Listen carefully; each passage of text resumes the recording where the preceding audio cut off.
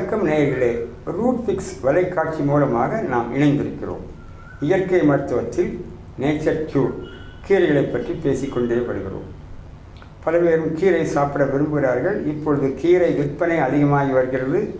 சாப்பிடுபவர்கள் அதிகமாக இருக்கிறார்கள்.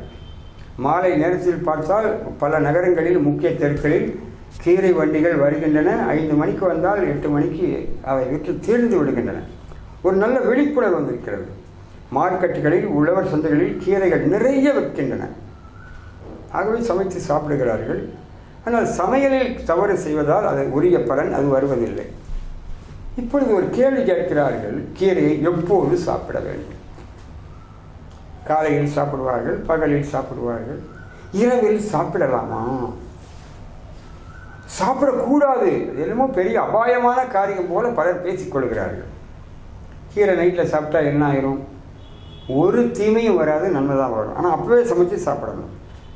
அந்த காலத்தில் கிராமங்களில் உழைப்பாளிகள், ஏழைகள், ஈவன் தோட்ட முதலாளிகள் பூமி வச்சுருப்பாங்க, 10 ஏக்கர் வசதியாக இருப்பாங்க, விவசாய குடும்பம்தான்.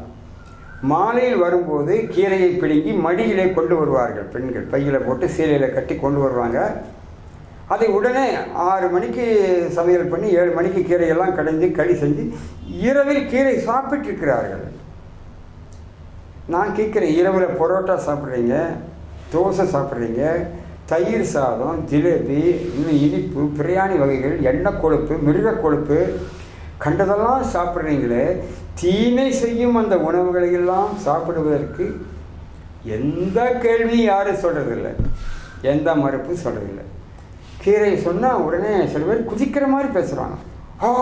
கீரை இரவில் சாப்பிடக்கூடாது, தயிர் சாப்பிடக்கூடாது. ஆனால் தயிர் எல்லோரும் சாப்பிட்ருக்காங்க. இப்போ கீரை ஏன் சொன்னாங்கன்னா, அந்த காலத்தில் இரவில் மின்சார விளக்கு கிடையாது. அப்போ கீரையை இரவில் சுத்தம் பண்ணும்பொழுது அதில் தலைமுடி இருந்தால் தெரியாது. இப்போ அரிசி சாப்பாட்டுக்குள்ளே ஒரு கருப்பு முடி இருந்தால் கண்டுபிடிச்சி எடுத்துடலாம். சாம்பார் ரசத்தோட முடி இருந்தால் வந்துடும், கீரையில் தெரியாது. ஆகவே ஒன்று முடி, அது கூட பரவாயில்ல.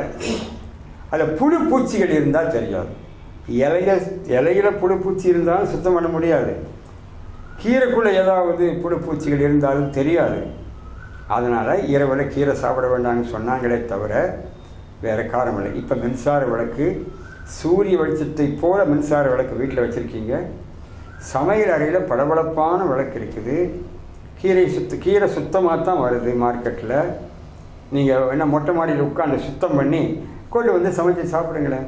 ஆகவே இரவில் கீரை சாப்பிடலாம்.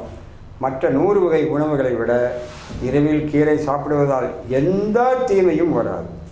ஆனால் ஒன்று, இயற்கை முறையில் நான் சொன்னபடி எளிமையாக சமைக்க வேண்டும். அதை முழு உணவாக சாப்பிட வேண்டும். சமைத்தவுடன் சாப்பிட வேண்டும். அதை சாதத்திற்கு பிசைந்து சாப்பிட வேண்டும். இன்னொன்று கேட்குறேன், சாதத்துக்கு மட்டும்தான் கீரை வச்சுக்க முடியுமா?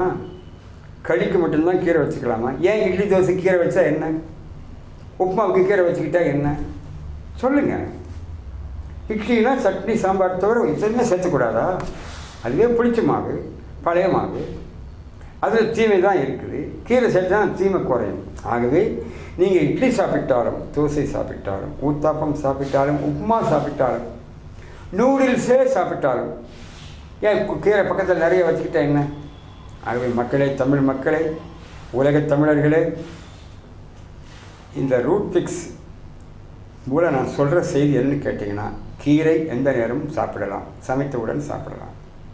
இப்போ சில வீட்டில் என்னாச்சுன்னா, 8 மணிக்கு சமையல் பண்ணுறாங்க, 8:30 மணிக்கு கீரை ரெடி ஆகிடுது, டிஃபன் பாக்ஸில் போட்டுட்டு போகிறாங்க. ஆஃபீஸ்லேயோ, கடையிலையோ, பள்ளிக்கூடத்துலையோ 1 மணிக்கு சாப்பிட வேண்டியது 2-2:30 லேட்டாக சாப்பிட்றாங்க. அந்த கீரை சமைக்கும் போதே உயிர் போயிடுச்சு. அப்புறம் 4-5 மணி நேரம் வச்சுருந்தா எப்படி அதில் ஆற்றல் வரும்? அப்போ பெருமையாக பேசிக்கிறாங்க, நானும் கீரை சாப்பிடுவேன் சார். ஒரு பலனும் இல்லை. அது எப்படி? ஒரு கட்டு கீரை வாங்கி சமைச்சு 5 பேர் சாப்பிட்றோம். அது வாரத்துக்கு ஒரு முறை. சில பெண்கள் எல்லாம் சொல்லுவாங்க, நாங்கள் எப்படியும் வாரம் கீரை சாப்பிட்ருவோம். ஆனால் பிடிச்ச மாவை தினமும் திங்கிறாங்க. நல்ல எருமை பால் கட்டியாக ஊற்றி தினமும் காற்று பிடிக்கிறாங்க. சூடாக கொதிக்க காற்று பிடிக்கிறாங்க. தீமை செய்கிறதெல்லாம் தினமும் பண்ணிக்கிட்டு நாங்கள் வாரம் கீரை சாப்பிடுவோம்னு பெருமை பேசுகிறாங்க. இது பெருமை அல்ல, சிறுமை. வெறுமை. ஆனால் அதில் பலன் வராதுங்க.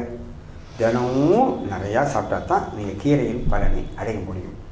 இல்லாவிட்டால் கீரையின் பலன் கிடைக்காது. நீங்கள் மனசில் நினச்சிக்கலாம், நானும் தான் கீரை சாப்பிட்டேன், இப்படி ஆகிப்போச்சேன். முறையாக செய்யணும். இயற்கை மருத்துவத்தில் கீரைகளை சமைப்பது எப்படி, சாப்பிடுவது எப்படி, என்னென்ன கீரைகள் என்ன பலன் என்று இதுவரை தெளிவாக சொன்னோம். அடுத்த நிகழ்ச்சிகளிலே பழங்களை பற்றி தனியாக, காய்களை பற்றி, நோய்களை பற்றி, ஒவ்வொரு நோய்க்கும் மூல காரணம் என்ன, அது எப்படி வருகிறது, நோய் நாடி, நோய் முதல் நாடி, அது தணிக்கக்கூடிய வாய் நாடி, அதற்கான வாய்ப்புகளை நாடி ஓடி தேடி நாங்கள் கண்டுபிடிச்செல்லாம் உங்களுக்கு பாடி பாடி சொல்ல போகிறோம். ஆர்வமுடன் கேட்டு பயன்பெறுங்கள்.